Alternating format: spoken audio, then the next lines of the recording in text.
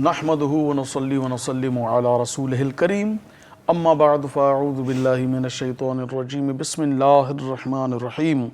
हर तरह जी वाखाण उन रहीम ऐं करीम रब जल्ल जलालहू जे लाइ जेको अकेलो इबादत जो लाइक़ आहे ऐं लखें करोड़ें दुरूद सलाम अल्लाह तबारक व तआला जे आख़िरी नबी ऐं तमाम नबियनि जे सरदार हज़रत मुहम्मद सल्लल्लाहु अलैहि व आलिहि वसल्लम जन जी ज़ात अक़दस ते ऐं संदन आल ऐं असहाब सगोरनि ते।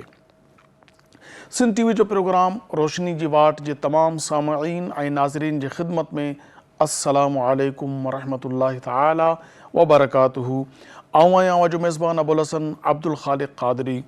अल्लाह रब्बुल इज़्ज़त जल्ल जलालहू जी बारगाह में सुबुह जी सदा सुबुह जी इल्तिजा है त करीम रब जल्ल जलालहू पंहिंजी शान करीमी ऐं रहीमी जे तुफ़ैल तव्हां ऐं असांजो अॼोको ॾींहुं अॻे जीअं अॻे खां बि बहितर हर तरह जी मुसीबत आफ़त परेशानी खां पंहिंजी पनाह में रखे ऐं अल्लाह तबारक व तआला असांजे बचड़नि ते ख़ासि रहमो करम फ़रमाए ऐं असांजे वॾनि ते ऐं नंढड़नि ते सॼे घर भातियुनि ते रहमतुनि ऐं बरकतुनि जो नुज़ूल फ़रमाए ऐं हर क़िस्म जी आफ़त ऐं मुसीबत बलाउनि खां पंहिंजी हिफ़्ज़ो अमान अता फ़रमाए।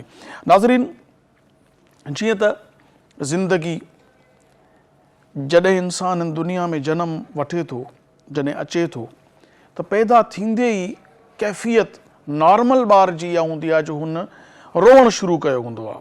छाजे करे त इंसान जॾहिं दुनिया में अचे थो न, दुनिया राहतुनि जी जाइ नाहे, दुनिया तकलीफ़ुनि जी जाइ आहे, आज़माइशुनि जी जाइ आहे, मुसीबतुनि जी जाइ आहे। सो उतां नादान आहे, इल्मु नाहे, सम्झ नाहे, तंहिंजे करे अचे ई अचण सां ई रड़ंदो ऐं रोज़ राड़े सां यानी दाऊं कुकू कंदो थो अचे। नॉर्मल हुजे त जॾहिं वॾो थो थिए इहे ई तकलीफ़ूं, कॾहिं सियारो, कॾहिं ऊन्हारो, कॾहिं सरउ, कॾहिं बहार, हर तरह जी मौसम सां इनखे मुंहुं ॾियणो आहे, गर्मी सां मुंहुं ॾियणो आहे, सर्दी सां मुंहुं ॾियणो आहे, वॾनि जे ज़ोर सां, ताक़त सां, धड़कन सां मुंहुं ॾियणो आहे ऐं बिगाड़ मामलात अलग़रज़ जॾहिं जवान थिए पोड़ो थिए, ज़िंदगीअ जे हर मोड़ ते इंसान खे तकलीफ़ सां मुंहुं ॾियणो पवे थो। हाणे इन तकलीफ़ुनि में असांखे करणु छा घुरिजे? अल्लाह रब्बुल इज़्ज़त जल्ल जलालहू ऐं उन जे महबूब अलैहिस्सलातु वस्सलाम असांखे छा तालीमात अता फ़रमाई आहे त जॾहिं तव्हां ते तकलीफ़ अचे उन महिल तव्हीं सब्र कयो, बर्दाश्त कयो। जॾहिं तव्हां सब्र कंदो त छा थींदो? सब्र न करण सां छा थींदो? सब्र करण वारे इंसान जे लाइ दुनिया में ऐं आख़िरत में कहिड़ा मामलात आहिनि? इन समूरे जेको असांजो मौज़ू आहे इन ते गुफ़्तगू करण जे लाइ अॼु असां पंहिंजे स्टूडियो में जंहिं पंहिंजे मुअज़्ज़ज़ महिमान खे ज़हमत ॾिनी आहे उनजो ताल्लुक़ु आहे मेहूपुर सोबतपुर बलूचिस्तान सां, मुफ़्ती तारिक़ अहमद लाशारी साहब। अस्सलामु अलैकुम। वालेकुम अस्सलाम व रहमतुल्लाहि अवां जी महिरबानी, अवां एॾो पंधु करे तशरीफ़ वठी आया असांजे प्रोग्राम में। यकीनन नाज़रीन बि ख़ुशि थींदा हूंदा त सिंध जे, बल्कि हीअ त सिंध जे आख़िरी छेड़ो बल्कि बलूचिस्तान जो बिल्कुलु किनारो आहे, त इन शहर खां तव्हां तशरीफ़ वठी आया आहियो।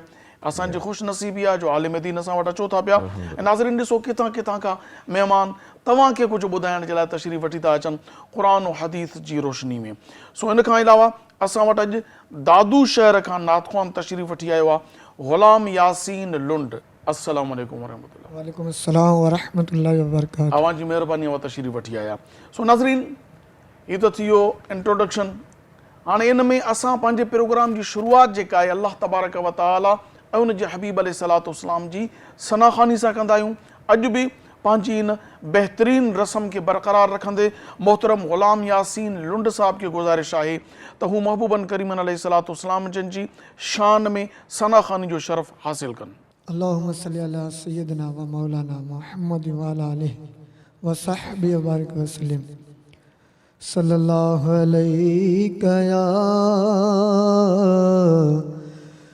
रसूल अल्लाह व सल्लम अलैका या हबीब अल्लाह। असांजी खुश नसीबीअ जो मिलियो महदार आमदनी सुभान अल्लाह असां जी खुश नसीबीअ जो मिलियो महदार आमदनी असां को जन अबो जन जो असां को जन अबो जन जो अजो आधार मदनी सुभान अल्लाह असां जी खुश नसीबीअ जो मिलियो महदार आमदनी नकी जन्नत हुजेगा का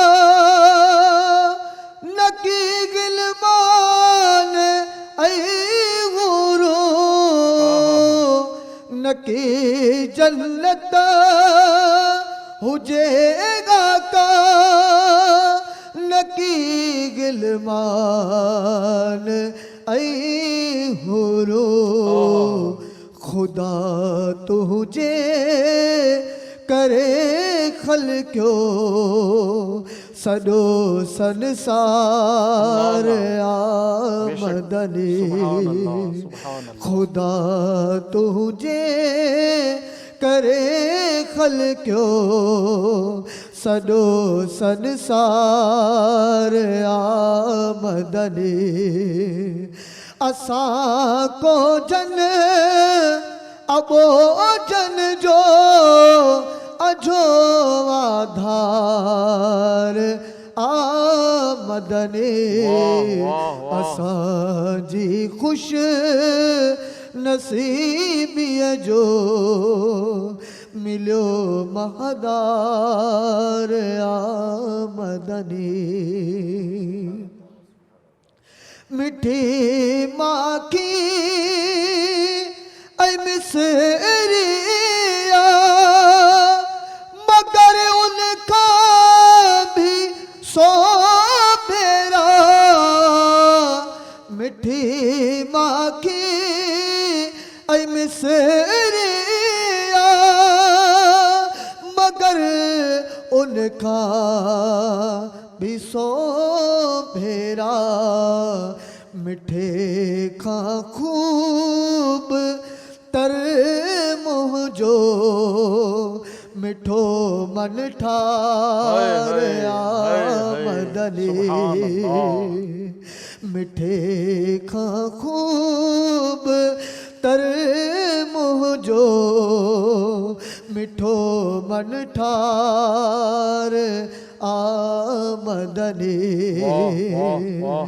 असां को जन अबो जन जो असां को जन अबो जन जो अजो आधार आमदनी असां जी खुश नसीबीअ जो मिलियो महदार आमदनी मिठे महबूब ते ताबश सदा सलवात पढ़ दोरा मिठे महबूब ते ताबश सदा सलवात पढ़ दोरा शफाअत ऐब दारन जे कंदो गमटार आमदनी शफाअत ऐब दारन जे कंदो गमटार आमदनी असां को जन अबो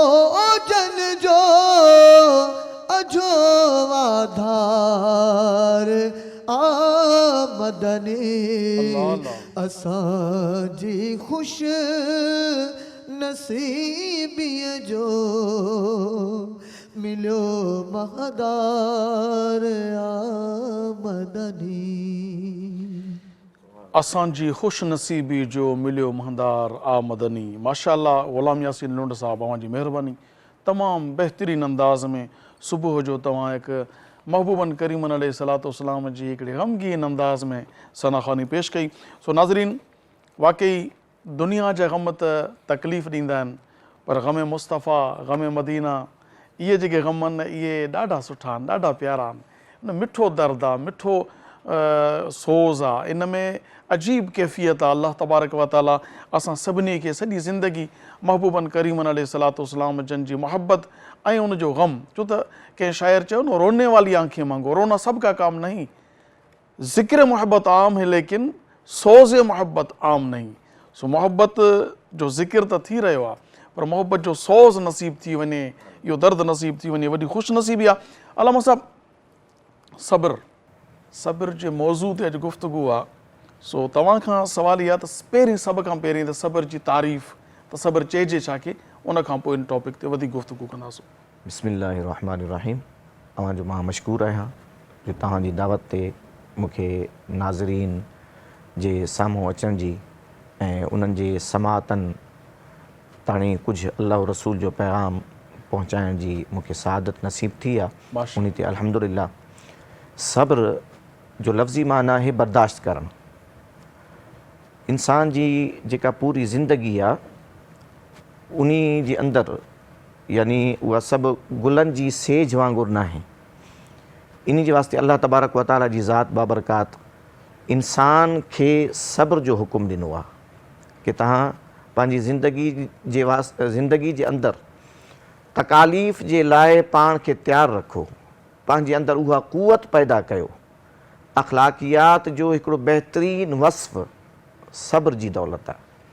अल्लाह ताला जी ज़ात बाबरकात फरमायो त या अय्युहल्लज़ीना आमनुस्तईनू बिस्सब्रि वस्सलाह इन्नल्लाह मअस्साबिरीन। माशाअल्लाह। ऐं ईमान वारो, तव्हां नमाज ऐं सब्र खां मदद वठो, यानी नमाज ऐं सब्र खे अल्लाह ताला जी ज़ात ताणी पहुचण जो वसीलो बणायो। सुभान अल्लाह। अल्लाह ताला जी ज़ात ताणी अगरि तव्हां पहुचणु चाहियो था, हिकु तव्हां नमाज़ी थियो।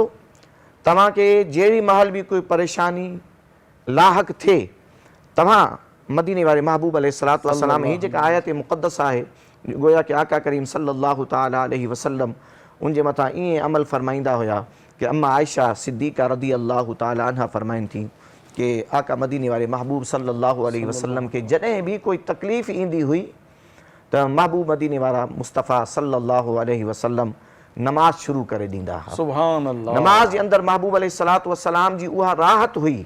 नमाज जे ज़रिए यानी जेके दीनी मुआमलात ते आका मदीने वारे महबूब अलैहिस्सलातु वस्सलाम खे जेके तकालीफ़ ॾिना वेंदा हुआ, महबूब अलैहिस्सलातु वस्सलाम सब्र कंदे नमाज शुरू करे ॾींदा हुआ। गोया कि नमाज ऐं सब्र जो पाण में अहिड़ो गहरो ताल्लुक़ आहे जंहिं ते महबूब अलैहिस्सलातु वस्सलाम इन आयत मुबारका ते गोया कि उम्मत खे अमल करे ॾेखारियो आहे। सुभान अल्लाह, सुभान अल्लाह। तमामु बहितरीन। अल्लामा साहब, सब्र वाकई हाणे कुझु मामलात अहिड़ा आहिनि न, कॾहिं कॾहिं ईअं बि थींदो आहे जो कंहिंखे कंहिं ॻाल्हि ते कावड़ अचे वई, ठीकु आहे, पोइ कावड़ जो इज़हार इन लफ़्ज़नि में, यार मां सब्र थो कयां पियो, न त मां हीअं करे छॾियां हा, त इहो चवणु सब्र जो रद्द आहे या इहो बि सब्र आहे? हे त पाण सब्र खे ख़तमु करे चुको, या इहो चवणु कीअं त मां सब्र थो कयां पियो, न त मां जेको आहे। जी जी, इहो बि हक़ीक़त इहा आहे त इहा बि बेसब्री आहे। अच्छा।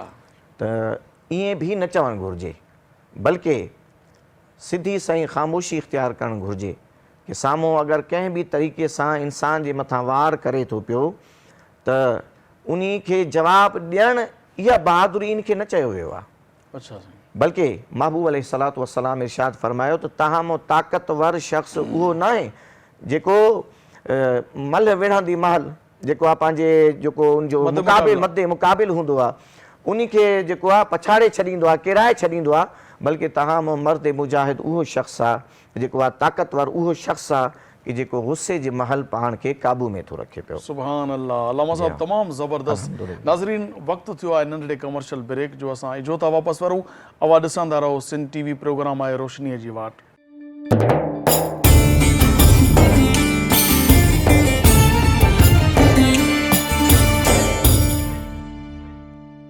भलीकार नाज़रीन, अवां ॾिसी रहिया आहियो सिंध टीवी, प्रोग्राम आहे रोशनीअ जी वाट।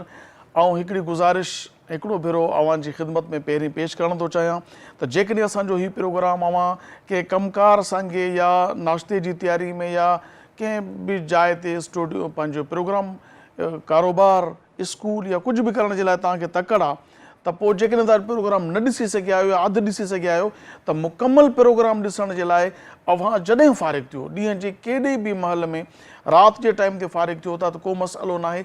अवां पंहिंजे मोबाइल तां, पंहिंजी स्क्रीन तां जेकॾहिं यूट्यूब में वञी करे Sindh TV HD Islamic search कंदो न, इहो समूरो प्रोग्राम अव्हांखे हुते अपलोड थियल नज़र ईंदो। उनखे तव्हां असांजे चैनल खे सब्सक्राइब कयो ऐं पोइ उन प्रोग्राम खे मुकमल ॾिसो ऐं पोइ हेठां पंहिंजी राय ज़रूरु ॾियो। कमेंट्स में लिखो त तव्हांखे असांजा प्रोग्राम कीअं था लॻनि पिया। अव्हांजा कमेंट्स असां लाइ एनर्जी हूंदा। ऐं जेकॾहिं अव्हां यूट्यूब इस्तेमालु नथा करियो त असांजो फेसबुक ते पेज आहे सिंध टीवी HD ऑफिशियल, उनखे लाइक करे उते बि पंहिंजे प्रोग्राम जे बाबति राय ॾेई सघो था। सवाल करणु चाहियो त उते बि सवाल कमेंट्स में लिखी सघो था। सो अल्लामा साहब, मौज़ू आहे सब्र। त सब्र करण सां अजर छा मिलंदो, इन जो फ़ाइदो छा आहे? सूरतुल बक़रा ॿिए सिपारे में अल्लाह ताला जी ज़ात बाबरकात इरशाद थो फरमाए तो वबशिर साबिरीन, कि सब्र करण वारनि खे तव्हां ख़ुशख़बरी ॿुधाए छॾो। बिशारत बशारत आहे उन्हनि जे वास्ते। उहो जेका बुखारी शरीफ़ जे अंदरि, मुस्लिम शरीफ़ जे अंदरि ऐं दीगर सिहा जे कुतुब जे अंदरि हदीस पाक आहे कि जंहिंमें आका मदीने वारे महबूब सल्लल्लाहु ताला अलैहि वसल्लम रोज़े जे लाइ फरमायो कि रोज़ो सब्र आहे, व सवाब, जेको सब्र आहे उन जो जेको बदिलो आहे सवाब हुल जन्ना, उन जो बदिलो जन्नत आहे। रोज़ो सब्र आहे ऐं सब्र जो अजर जन्नत। अजर जन्नत। सुभान अल्लाह। त हिकिड़ो ई जन्नती अमल आहे अगरि इंसान पंहिंजे अंदरि पैदा करे त ई कंट्रोल करिणो आहे पाण खे, बर्दाश्त जी पाण में मादो ऐं आदत विझणी आहे। इन करे कि ज़िंदगी जे अंदरि हर क़िस्म जो ज़रूरी न आहे कि हर शख़्स असांजी यानी जेका असांजी प्लानिंग आहे या असांजे जेको ज़हन में आहे या जेको कुझु असां करणु चाहियूं था पिया उन जे मथां उहो मुतमइन थिए, न ज़रूरी न आहे। हा, बाज़ औक़ात माण्हू मुतमइन बि थींदा आहिनि ऐं उहे जेको आहे उहे यानी तारीफ़ बि कंदा आहिनि, मगर बाज़ औक़ात अहिड़ा हूंदा आहिनि जेके यानी अञा दीनी पहलुअनि ते या चङाई जे मथां उहे मदद त न कंदा आहिनि बल्कि मुखालफ़त कंदा आहिनि। त उन्हनि जी मुखालफ़त जो जवाबु मुखालफ़ाना अंदाज़ न आहे। वाह। उन्हनि जी मुखालफ़त जो जवाबु यानी उहे अगरि जीअं बदतहज़ीबी करनि था या ग़लति अख़लाक़ियात जो मुज़ाहरो कनि था पिया त उन्हनि जो जवाबु यानी ज़बान जे ज़रिए न बल्कि किरदार जे ज़रिए ऐं सब्र जे ज़रिए के वक़्तु उन्हनि खे पाण जेको आहे इंशाअल्लाह सम्झाए छॾींदो। वाह। अगरि इंसानु सब्र कंदो। नबी करीम अलैहिस्सलाम जिन जी ज़ात अक़दस सब्र जो मुज़ाहिरो अल्लाहु अकबर कयो ऐं को अहिड़ो वाक़ियो जी जेको असांजा नाज़रीन सामाईन ॾिसनि ऐं ॿुधनि जो पाण करीम अलैहिस्सलाम जन अहिड़े कंहिं जॻह ते सब्र जो मुज़ाहिरो कयो हुजे, छो त हीअ त तालीमात आहे। पर नबी करीम अलैहिस्सलाम जिन जी ज़ात अक़दस त क़ुरान ऐं हदीस जो आईनो आहे। साईं जन जेको आहे सो कंहिं चयो न, कितना एजाज़ नुमा है जे किताबी चेहरा, हमने कुरान को सीखा इसी कुरान के तो फेल। सो महबूबन करीम अलैहिस्सलाम जन जो किरदार भी तो कुरान जे मुताबिक़ हुयो। सो नबी करीम अलैहिस्सलाम जी ज़िंदगी मुबारक में को सब्र जो वाक़ियो। आका मदीने वारे महबूब सल्लल्लाहु ताला अलैहि वसल्लम जी ज़ात बाबरकात जी ज़िंदगी मुबारक पूरी असां तव्हांजे वास्ते बेहतरीन मॉडल ऐं नमूनो आहे। सुभान अल्लाह। लक़द कान लकुम फ़ी रसूलिल्लाहि उस्वतुन हसना। सुभान अल्लाह। ऐं सब्र वारे पहलू में त आका मदीने वारे महबूब सल्लल्लाहु ताला अलैहि वसल्लम जी मक्की जेका पूरी ज़िंदगी आहे, बल्कि आका करीम अलैहिस्सलातु वस्सलाम जी मदनी ज़िंदगी मुबारक सॼी सब्र जे मथां आहे। महबूब दो आलम सल्लल्लाहु ताला अलैहि वसल्लम जेॾीमहिल ताइफ़ वञनि था पिया ऐं उतां जा जेके कुफ़ार आहिनि उहे महबूब दो आलम सल्लल्लाहु ताला अलैहि वसल्लम जी ज़ात बाबरकात खे अल्लाहु अकबर जेको आहे यानी एॾियूं बेअदबियूं करनि था, एॾियूं गुस्ताखियूं करनि था, हता कि आका मदीने वारे महबूब सल्लल्लाहु अलैहि वसल्लम ते पत्थर वसाइनि था पिया।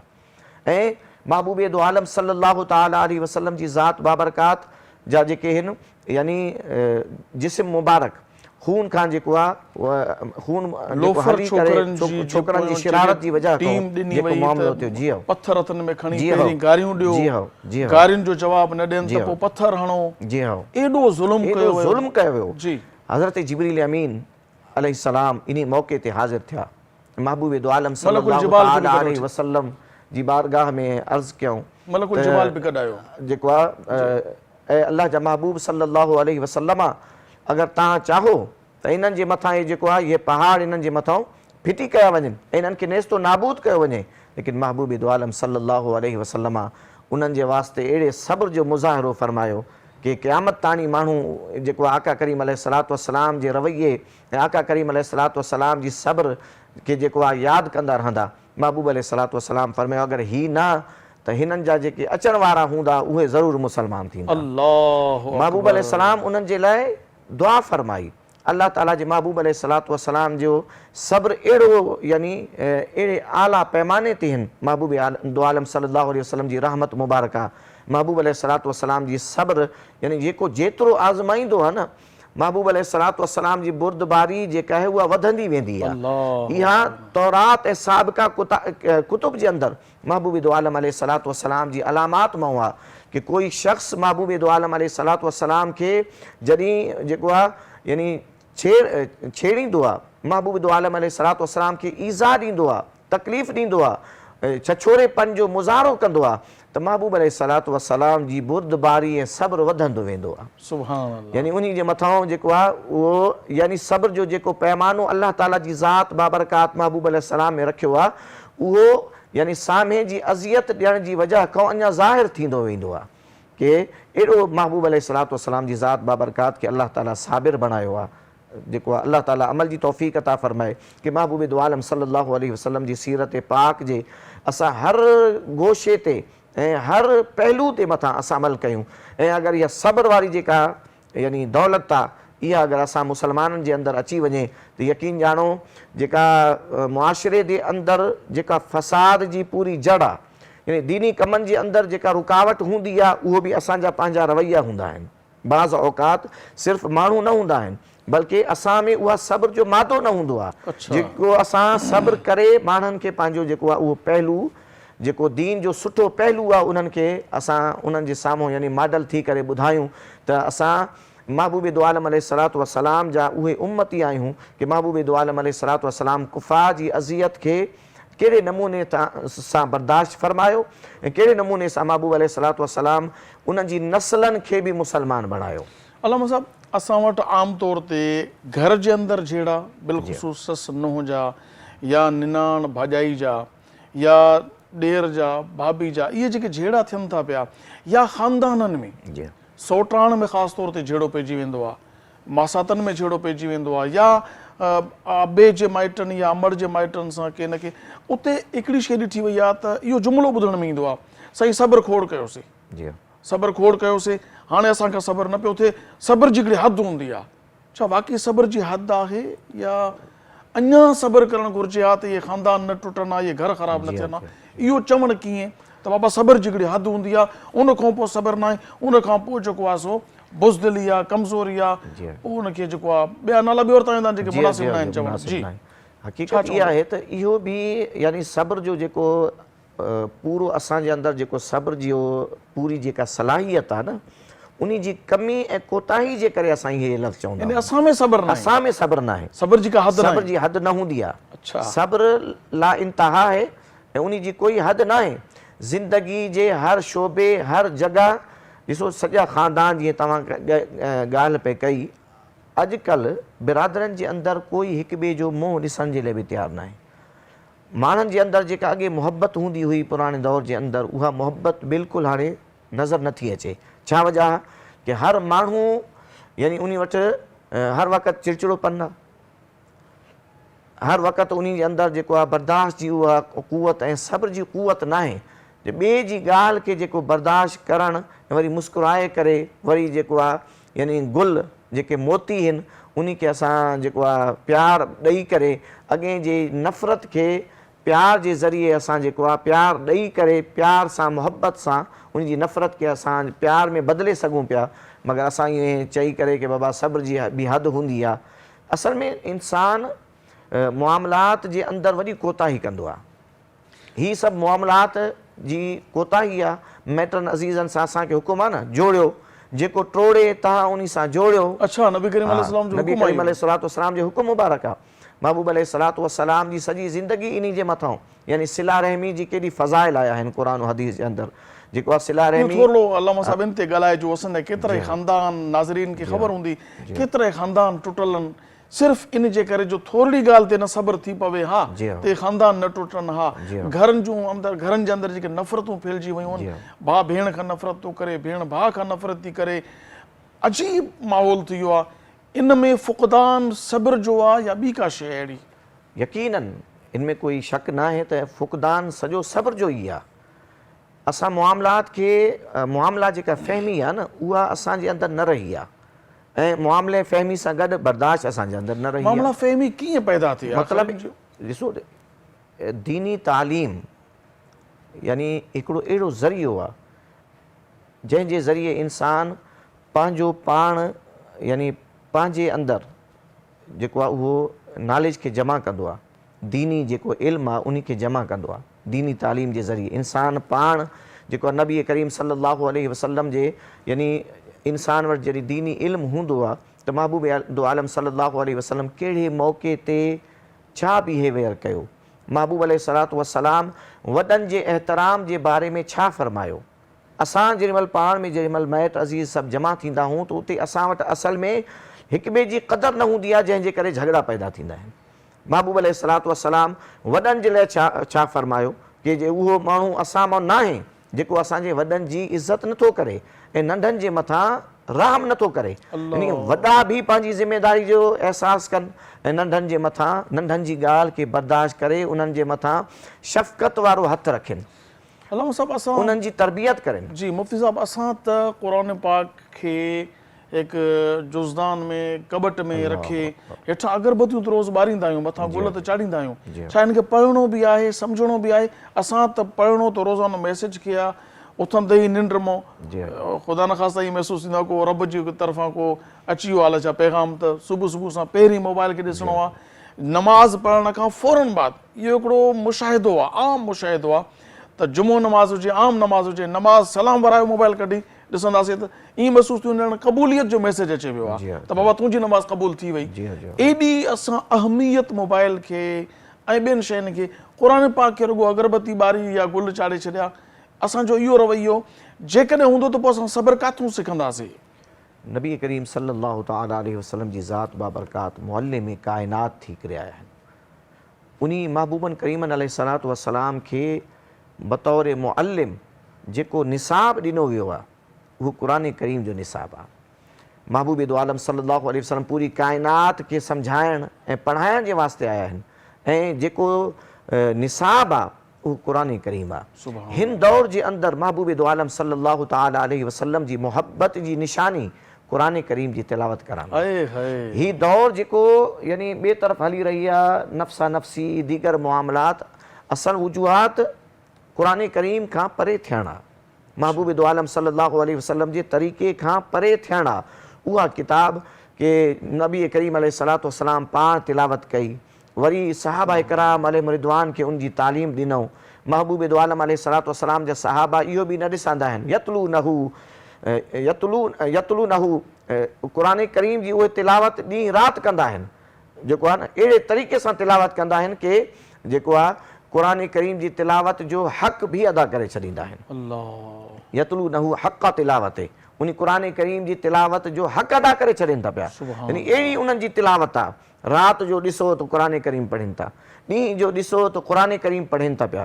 क़ुरान करीम हिकु अहिड़ी रहमत आहे जंहिं घर में पढ़िजे त उन घर खां बलाऊं, मुसीबतूं, परेशानियूं, हर क़िस्म जूं जेके वबाऊं आहिनि उहे सभु दूरि थींदियूं आहिनि। क़ुरान करीम जी रहमत असां अगरि जेको आहे वठणु चाहियूं था पिया त उनजो तरीक़ेकार इहो आहे, सिर्फ़ु क़ुरान करीम खे असां ढके करे रखूं न चोली जे अंदरि, बल्कि क़ुरान करीम जी तिलावत कयूं सुबुह शाम। ऐं क़ुर करीम जे माना ऐं मफ़हूम खे ॿुधण जी कोशिशि कयूं।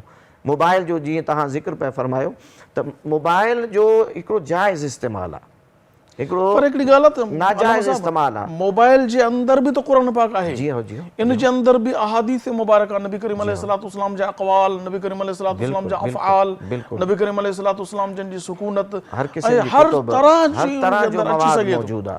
मगर असल में इन मोबाइल जे नुक़सानात जेके आहिनि उहे फ़वाइद खां वधीक महसूसु थियनि था। अच्छा, छो जो असांजा ज़हन इस्लामी न आहिनि। ज़हन इस्लामी हुजनि त मोबाइल बि असांजे वास्ते इस्लामी थी वेंदो।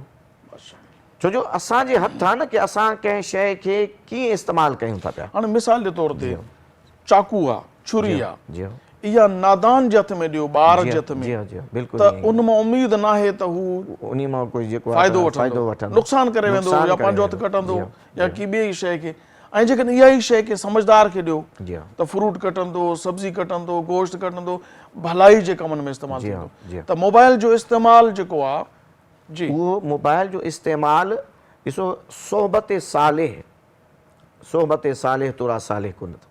इंसान जॾहिं नेकनि सां गॾु उथंदो वेहंदो आहे न त उन्हनि जो जेको मोबाइल जो जेको इस्तेमालु आहे उन्ही खे ॾिसी करे इंसान जेको आहे उन में क़ुर विझंदो, वाह, उन में जेको आहे हदीस विझंदो। सुभान क़ुर करीम जेको आहे जी तिलावत मोबाइल ते बि थी सघंदी पई। असां पिया मदीना तैयबा में बि ॾिसंदा हुआसीं कि अलाह पाक असां सभु खे हाज़िरी वरी नसीब करे कि उते कसरत सां माण्हू जेको आहे उहे मोबाइल जे मथां तिलावत करे रहिया हूंदा आहिनि। हर जॻह ते माण्हू तिलावत कंदो आहे, मगर उते इहा शइ तमामु घणो नज़र ईंदी हुई। त इहो वॾी हिकिड़ी सआदत आहे कि अगरि हर टेक्नोलॉजी, असांजो इस्लाम त मना नथो करे, जेतिरे ताईं काई शइ दीन सां टकराईंदी न आहे ओतिरे ताईं उहा ममनू न हूंदी आहे। मोबाइल अगरि ग़लति इस्तेमालु थींदी त नाजाइज़ चइबो, ऐं जेको आहे दुरुस्त इस्तेमालु थींदी त इहो ई मोबाइल तव्हांजे लाइ रहमत बणिजी पवंदी। त इन करे कोशिशि कजे कि असल चीज़ आहे क़ुर पाक जो तर्जुमो उन मां आहे, माशाअल्लाह आहे, उन मां जेको आहे पढ़िजे। माशाअल्लाह। नाज़रीन, सब्र जे मौज़ू ते गुफ़्तगू जारी आहे। हींअर वक़्तु थियो आहे हिकिड़े कमर्शियल ब्रेक जो। असां इजो था वापसि वरूं, अवां ॾिसंदा रहो सिंध टीवी प्रोग्राम रोशनी जी वाट।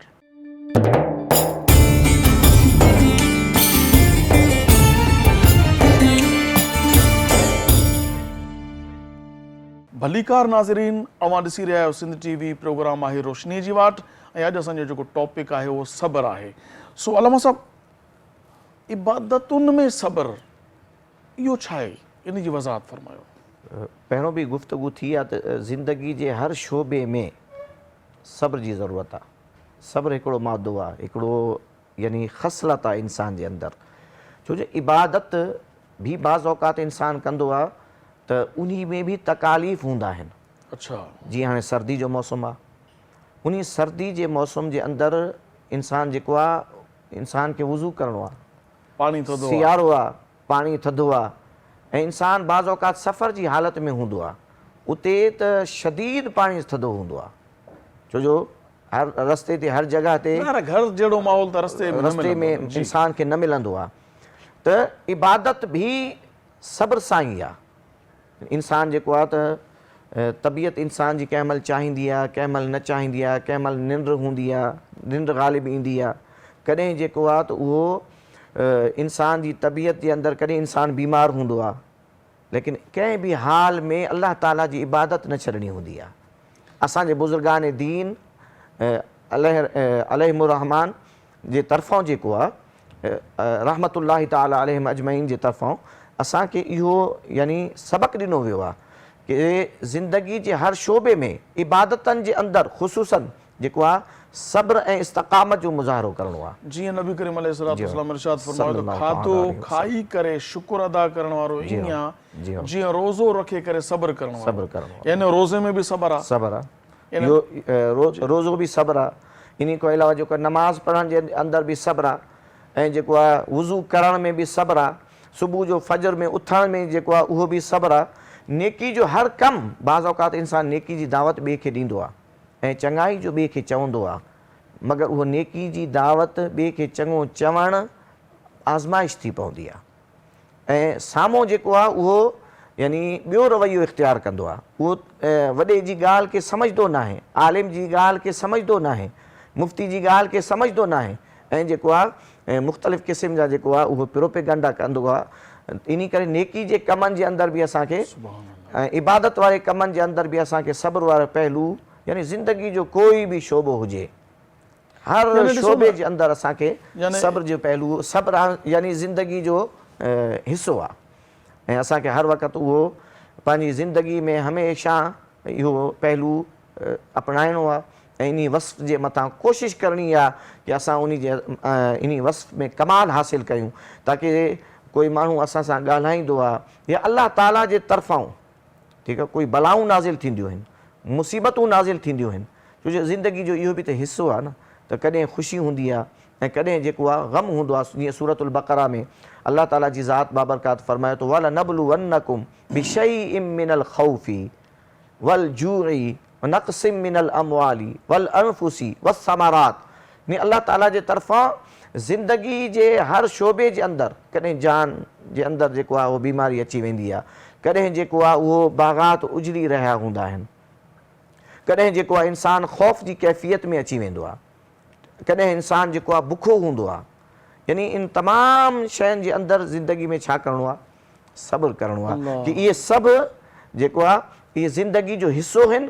ऐं अल्लाह ताला जी ज़ात बाबरकात असांखे इहो बशारत ॾेई छॾी आहे त तव्हांजे यानी माली तौर ते, जानी तौर ते, तव्हांजे माली तौर ते, तव्हांजे बाग़ात में, मेवनि में, तव्हां में जेको बि नुक़सानु थिए त पोइ तव्हांखे उन में सब्र जो मुज़ाहिरो करिणो आहे ऐं इहो चवणो आहे इन्ना लिल्लाही व इन्ना इलैही राजिऊन, कि असां सभु अल्लाह ताला जा आहियूं ऐं असां सभु खे अल्लाह ताला ॾे वञिणो आहे। नेमत उन ॾिनी आहे, उन पंहिंजी नेमत खे वापसि वरितो आहे। इन में असांजो कमाल न आहे, बल्कि असां सभु खे अल्लाह ताला ॾे रुजू करिणो आहे। इहे ज़वाल नेमत असांखे इहो ॿुधाए रही आहे कि असां जेको हूं उहो सभु फ़ना थियण वारा हूं। मालिक जी मर्ज़ी आहे, जेका शइ पंहिंजी महिरबानी सां उन ॾिनी हुई, वरी जेका उहा नेमत अगरि जेको आहे उन वापसि वरिती आहे त असांखे उन जे मथां वावेलो करिणो न आहे, असांखे उन जे मथां जेको आहे उहो पिटको कुटको करिणो न आहे, असांखे सब्र करिणो आहे। औलाद जो नुक़सानु थिए थो, माल जो नुक़सानु थिए थो, सैलाब अचनि था, ज़लज़ला अचनि था, तूफ़ान अचनि था, दीगर मामलात अचनि था, सभ में असांखे ज़िंदगी जे हर कम में अच्छा कुझु माण्हुनि खे ॾिठो वियो आहे, मुशाहिदो आहे इहो त आम तौर ते इहा शइ ॾिठी वई आहे त कुझु माण्हू जेको कुझु तकलीफ़ थी, फसल वियो, घर नुक़सानु थी वियो, बारिशनि में किरी था पवनि पिया, या जेको आहे सो कारोबार धंधो पोइते पइजी वियो, त उहे हर कचहरी में, हर महफ़िल में वेही तस्करो कंदा आहिनि, यार मां सब्र थो कयां पियो, मुंहिंजो जेको आहे सॼो फसल ॿुॾी वियो, मुंहिंजो घर लुड़ी वियो साईं, असां सब्र कयोसीं, ॿियो छा था करे सघूं? इहा गुफ़्तगू ठीकु। कुझु गुफ़्तगू वरी अहिड़ी हूंदी आहे जेका तमामु हिकिड़ी तकलीफ़ थिए, कहिड़ी? अलाह खे नज़र सां आयासीं, हे अमीरनि जा बंगला न ड्राई, हे करोड़पति अरबपतियुनि जा जेके आहिनि सो उहे अजा न ड्राया, उन जा बंगला त सही सलामत बीठा आहिनि, उहे असां ई नज़र आयासीं, हुयो कुल 2 जिरेब 3 जिरेब, उहे असां न लोड़े छॾी। इहो चवणु कीअं? सूरतुल बक़रा जूं जेके आयतूं मां तव्हांजे आॾो यानी उनजो मफ़हूम जेको हले पियो त हिकिड़ी आज़माइश हूंदी आहे। अल्लाह ताला जी ज़ात बाबरकात कॾहिं जेको आहे नेमत ॾेई करे आज़माईंदो आहे, कॾहिं वरी नेमत खसे करे आज़माईंदो आहे। नेमत खसजण में बि कॾहिं असांजा पंहिंजा मामलात हूंदा आहिनि, असांजा गुनाह, असांजा कम, असांजा करतूत, असांजा यानी जेके लक्षण आहिनि उहे आड़े ईंदा आहिनि। कॾहिं उहो सिर्फ़ु और सिर्फ़ु अल्लाह ताला बाने खे यानी नेमत खां जेका मुसीबत ईंदी आहे महरूम कंदो आहे, सिर्फ़ु इन करे कि उन बाने जा दर्जा बुलंद करणा हूंदा आहिनि। उन जी हिकिड़ी आज़माइश हूंदी आहे इन में, इन आज़माइश ते पूरो उहो उतरंदो जेके इहे जुमिलो, इहो जुमिला चवण यकीनन इहे जुमिला नाशुक्री में ईंदा आहिनि। असांखे अल्लाह ताला नुक़सान ॾिनो आहे, बाक़ी मालदार जेके आहिनि सो इहे सभु बेसब्री जी ॻाल्हियूं आहिनि ऐं इन्हनि जी कोई यानी नुक़सान थियो उनजो हाणे अजर मिलंदो, इहा अहिड़े क़िस्म जी गुफ़्तगू। जी जेको कोई बि बाने जो कोई नुक़सान थी वियो मगर ही पूरे शहर में ढिंढोरो ॾे त बि अजर मिलंदो या कुझु बि न मिलंदो, अजर ज़ाया थी वेंदो, छो जो अजर सब्र जे मथां आहे। सब्र न कयईं, सब्र न कयईं त अच्छा ही चए थो मां सब्र कयो, चवे थो मां सब्र कयो, पर ॿुधाईंदो सॼे शहर खे, ॿुधाईंदो वतो आहे त माना उन सब्र ते रियाकारी करे थो पियो, वरी बि पोइ अमल खे ज़ाया करे थो पियो। अल्लाह ताला सम्झ था। अल्लामा साहब असांखे यूट्यूब चैनल ते या फेसबुक ते सवालात ईंदा रहंदा आहिनि, सो उहे सवालात मोहम्मद पुनल सारियो लाड़काणे खां सवाल करे थो त मूं नमाज़ असर ईअं अदा कई जो नमाज़ असर पढ़ां पियो मगर नीयत में जेके लफ़्ज़ अदा कयां पियो उनमां ज़ोर निकिरी वियो, आया कि इहा मुंहिंजी नमाज़ थी या वराए पढ़ां? साईं अगरि उनजे दिलि जे अंदरि पुख़्ता यानी तसवुरु थियल आहे कि बाबा मां असर जी नमाज़ पढ़ां पियो ऐं ज़बान खां बेतवजोही में लफ़्ज़ निकिरी वियो आहे ज़ोर जो, त हिन जी नमाज़ थी वेंदी। इन सां नमाज़ पुख़्तो, जी हाँ, पुख़्तो अगरि उनजो ज़हन इहो ई असर जी नमाज़ पढ़ां थो, यानी दिमाग़ में बि इहो ई आहे, दिलि में बि ख़्यालु पुख़्तो, नियत उनजी पकी असर जी ई आहे। माना ही सिर्फ़ असर लाइ न जी आहे, हाँ, कहिड़ी बि नमाज़ हुजे, कंहिं बि नमाज़ जे अंदरि। अच्छा लफ़्ज़ ज़बान मां जेको निकिरे थो जी हाँ, जी हाँ। उनजो नियत सां ताल्लुक़? नियत सां असल में ईअं आहे त बाज़ औक़ात इंसान जे दिलि मां जेको आहे ज़बान उनजी तर्जुमान हूंदी आहे, बाज़ औक़ात बेख़्याली में ईअं लफ़्ज़ निकिरी वेंदा आहिनि, त हे बेख़्याली वारो मसइलो महसूसु थिए थो त उनजे आहे त बेख़्याली में, पर हिकिड़ो सुवाल जेको आहे न उहो इहो आहे त छा नियत जेका आहे उहा ज़बान सां हूंदी आहे अदा करणु ज़रूरी या दिलि में सोचण ई काफ़ी हूंदो आहे? दिलि में सोचणु ई काफ़ी हूंदो आहे। अच्छा, नियत दिलि जे इरादे ई खे चइबो आहे, नियत ज़बान सां न थींदी आहे, बल्कि नियत दिलि में ई थींदी आहे। ज़बान सां बि कोई चवे त फ़ुक़हा इन खे भलो करार ॾिनो आहे, यानी पाण में मुवाफ़क़त थिए थी पई त हिन में कोई जेको आहे त इहो कोई हर्ज जी ॻाल्हि न आहे, मुस्तहब करार ॾिनो आहे बाज़ फ़ुक़हा इन खे। असल इरादो नियत चइबो दिलि जे इरादे खे आहे, इन वजह खां असां हिन जी नमाज़ खे बि दुरुस्त चऊं था। न मतिलबु कॾहिं कॾहिं ईअं बि ॾिठो वियो आहे त नमाज़ जे लाइ मस्जिद में माण्हू बीठो हूंदो आहे, छो त असां तालीम जी घटिताई जे करे माज़रत सां, त आमतौर ते को नमाज़ी बीठो आहे उहो दोहराए थो पियो नियत करियां थो नमाज़ जी वास्ते अल्लाह तबारक व तआला जे वक़्तु नमाज़ ज़ुहर 4 रकातूं सुन्नत अल्लाहु अकबर ज़बान सां। छा ज़बान सां चवणु लाज़मी आहे या ज़बान सां चवणु लाज़मी न आहे? ज़बान सां चवणु लाज़मी न आहे, बिल्कुलु बि। ज़बान दिलि जी तर्जुमान आहे। माण्हू बीठा हूंदा नियत मूंखे ख़बर आहे, अल्लाह खे ख़बर आहे मां छा थो नियत करियां, इहो काफ़ी आहे? इहो काफ़ी आहे, बिल्कुलु। माशाअल्लाह। मोहम्मद बुनल साहिरो साहिबु लाड़काणे खां जेको सुवाल कयो उनजो जवाबु तव्हां ॿुधी वरितो। नाज़रीन, तव्हांजो बि फ़ाइदो हुयो, अहिड़ा सुवाल तव्हां बि करियो। असांजो यूट्यूब चैनल आहे सिंध TV HD इस्लामिक, इन ते तव्हां सब्सक्राइब कयो। इनखे हर प्रोग्राम जे हेठां तव्हां पंहिंजा कमेंट्स लिखी सघो था, तव्हांजो नालो तव्हांजे शहर जे नाले सां असां उहो प्रोग्राम में शामिलु कंदासूं।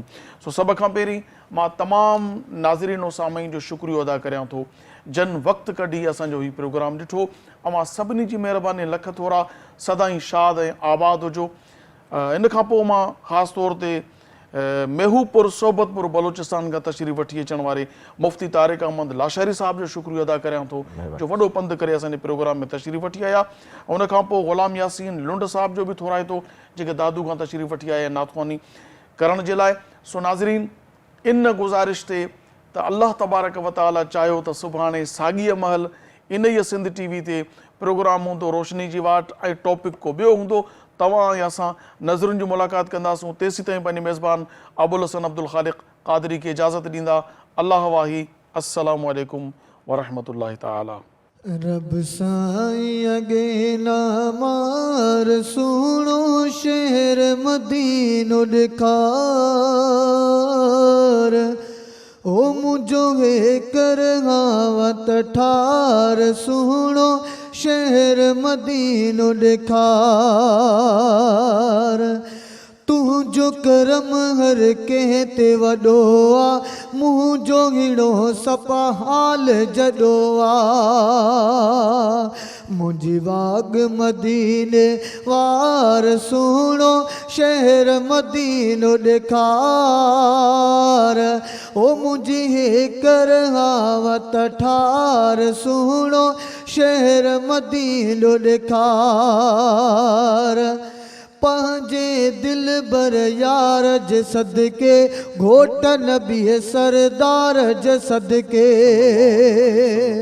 पंहिंजे दिल बर यार जे सदके घोट नबी सरदार जे सदके, मुंहिंजो बोडल बेड़ो तार सुहिणो शहर मदीनो ॾेखार, ओ मुंहिंजो हेकर हावत ठार सुहिणो शहर मदीनो ॾेखार।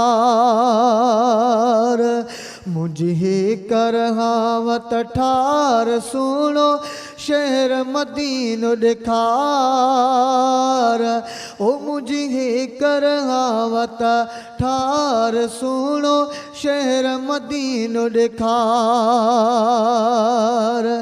पंहिंजे दिल बर यार जे सदके घोट नबी सरदार जे सदके मुंहिंजो बोडल बेड़ो तार सुहिणो शहर मदीनो ॾेखार ओ मुंहिंजो कर हावत ठार सुहिणो शहर मदीनो ॾेखार।